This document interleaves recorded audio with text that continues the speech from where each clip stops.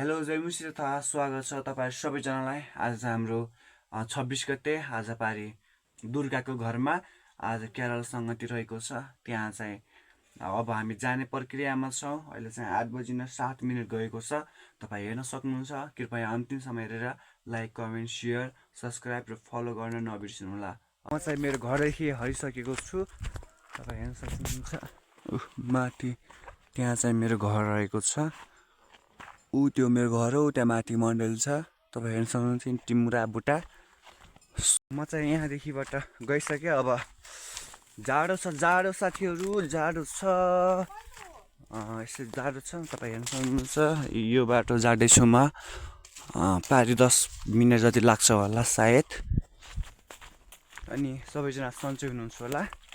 खानपिन त खानुभयो होला, नखाएकोले पनि खानुभयो होला अहिलेसम्म त मेरो विचारमा नि के कसो मित्रहरू साथीहरू। अहिले चाहिँ म आधी बाटो आइपुगेको छु।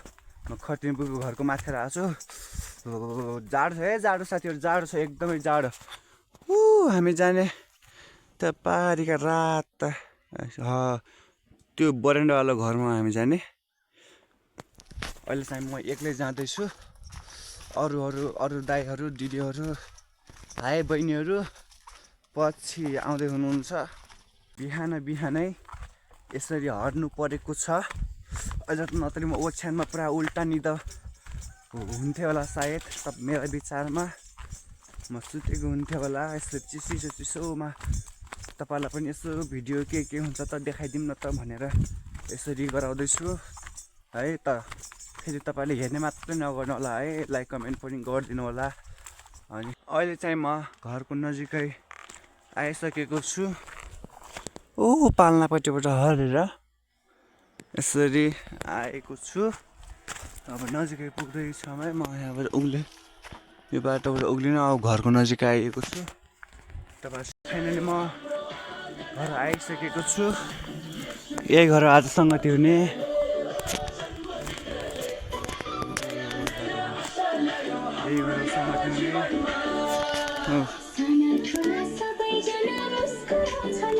हेलो जाइनौ जयमसी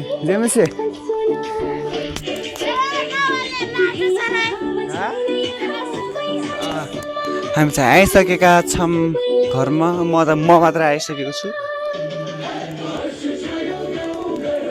जयमसी सबैजनालाई अहिले के दलो आजसँग त यसै घरमा हो। हेर्नु त यो बिहान यस्तो चिसामा जाँ यसँग बस्याउ छ। जाडो भएको छैन। अन्त पार्वती छ अहिले आउनु छ। 8 बजे भने कति भयो? 8 बजे भने कति बजी आउनु तपाईँहरू? 8 बजी आउनु होला। तिनीहरू पनि आयो। पारेवाला छन्। हेलो जयमसी जयसु मम्मी बिहान महिना कता भयो?